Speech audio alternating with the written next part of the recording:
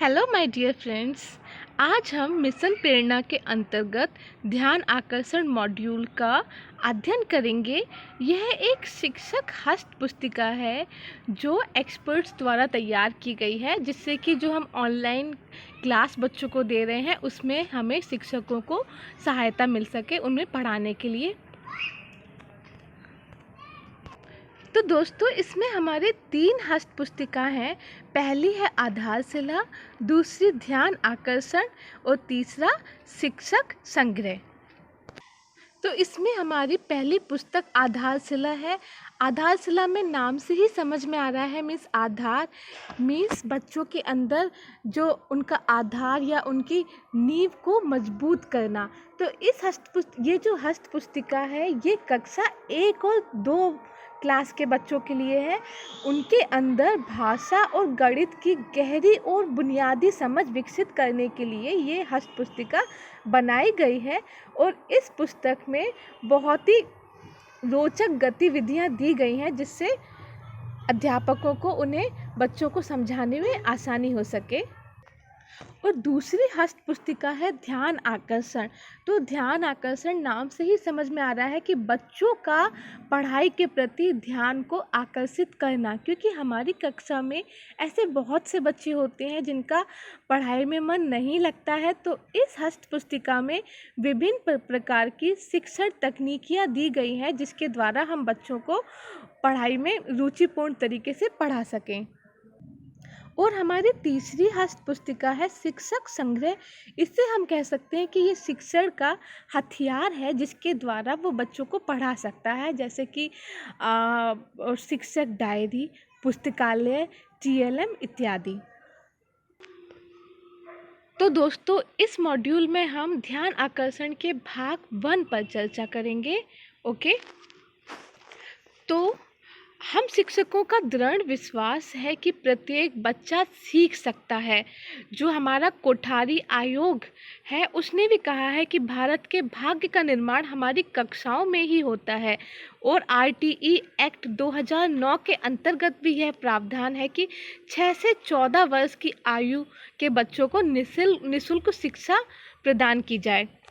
और NAS national achievement सर्वे में यह पाया गया है कि हमारी कक्षाओं में अध्ययनरत बच्चों की अधिगम संप्राप्ति का स्तर अपेक्षानुरूप नहीं है।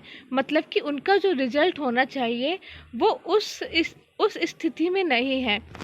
इसका जो सबसे बड़ा कारण इसमें बताया गया है वो है कि हम शिक्षक जिस तौर तरीके से बच्चों को पढ़ा रहे हैं, सभी बच्चों को एक ही तौर तरीके से जो पढ़ा रहे हैं वो उपयोगी साबित नहीं हो पा रहा है, क्योंकि हर बच्चे का एक अपना टैलेंट है, उसकी अपनी एक गति है सीखने की। ठीक है, तो हमें हर बच्चे का वीक पॉइंट और स्ट्रेंथ पॉइंट को समझकर ही उसके लिए पाठ योजना विकसित करनी पड़ेगी। इसमें यह समझाने की कोशिश की गई है, जैसे कि हो सकता है कि कोई बच्चा पढ़ाई में होशियार है, लेकिन अन्य जो फील्ड है हमारा खेल कूद नृत्य गायन, उसमें हो सकता है कि वो इतनी रुचि ना लेता हो। और जिस बच्चे को हम कमज़ोर कहते हैं, हो सकता है कि वो दूसरी फील्ड्स में बहुत तेज़ है। हमने अधिकतर देखा है जिन बच्चों का पढ़ाई में मन नहीं लगता है वो खेल कूद में इतने उत्साहित रहते हैं कि पढ़ाई लिखाई छोड़ के सोचते हैं कि कब हमें खेलने को मिले। तो क्यों ना हम वो बच्चा जिस फील्ड में तेज़ है उसी फील्ड के साथ पढ़ाई को जोड़ करके उनका अधिगम स्तर सुधारने की कोशिश की जाए। तो इसमें उन्हीं सब गतिविधियों का समावेश है। तो ये जो मॉड्यूल है ये कक्षा 3 से 8 तक के बच्चों के लिए गतिविधियां इसमें दी गई हैं। तो ये जो कुछ क्वेश्चंस हैं ये आपसे क्विज में पूछे जाएंगे, इसलिए आपको ये पुस्तक पढ़ना बहुत ज़रूरी है। तो ध्यान आकर्षण की आवश्यकता क्या है? प्राय देखा गया है कि हमारे स्कूलों में बच्चों का जो अधिगम स्तर है वो बहुत कम है। बच्चे 5वीं कक्षा तक भी जोड़ घटा गुणा भाग और किताब को पढ़ने जैसी चीज़ें भी नहीं कर पाते हैं। वो शब्दों को ठीक से पहचान नहीं पाते हैं और उनका उच्चारण करने में भी उनकी कठिनाइयाँ आती हैं बहुत सारी। तो क्या कोई ऐसा तरीका है जिससे कि हम उनको ये मूलभूत सुविधाएं प्रदान कर सकें? तो इसी के बारे में हम इस पर चर्चा करेंगे। तो ध्यान आकर्षण शिक्षण का जो मुख्य उद्देश्य है वो है कि बच्चों को जो पठन पाठन में जो कठिनाइयाँ आती हैं उनको दूर किया जा सके। ये कठिनाइयाँ कई तरीके की हो सकती हैं, जैसे कि हो सकता है कि उनकी पारिवारिक शैक्षिक स्थिति ठीक ना हो, उनको उचित वातावरण ना मिल रहा हो पढ़ाई के लिए, या हो सकता है कि उनकी आर्थिक स्थिति इतनी मजबूत ना हो, या कोई शारीरिक या मानसिक कारण की वजह से भी उनकी पढ़ाई लिखाई बाधित हो सकती है। और इनमें जो सबसे प्रमुख कारण है वो है अध्यापकों का कठोर व्यवहार या बाल केंद्रित शिक्षण विधियों का प्रयोग ना करें, क्योंकि अक्सर वो अध्यापक के कठोर व्यवहार से बच्चे डरे सहमे हो जाते हैं और वो अपनी परेशानियां और अपने क्वेश्चंस को उनसे ठीक तरीके से नहीं पूछ पाते हैं। तो इन्हीं शैक्षिक परिस्थितियों के कारण वो बच्चे जो है सीखने में पिछड़ जाते हैं।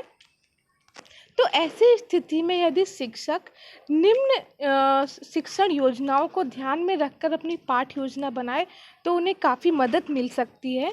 जैसे कि पहला है पाठ्यक्रम और पाठ्य पुस्तकों पर आधारित प्रत्येक कक्षा से संबंधित लर्निंग आउटकम को लक्ष्य बनाकर शिक्षण कार्य करना। दूसरा है पठन पाठन के दौरान कक्षा के सभी विद्यार्थियों का सतत अवलोकन करते हुए उनकी कठिनाइयों का आकलन करना आवश्यक होगा, तभी ऐसे सभी बच्चों पर ध्यान आकर्षण की संभावना प्रबल होगी।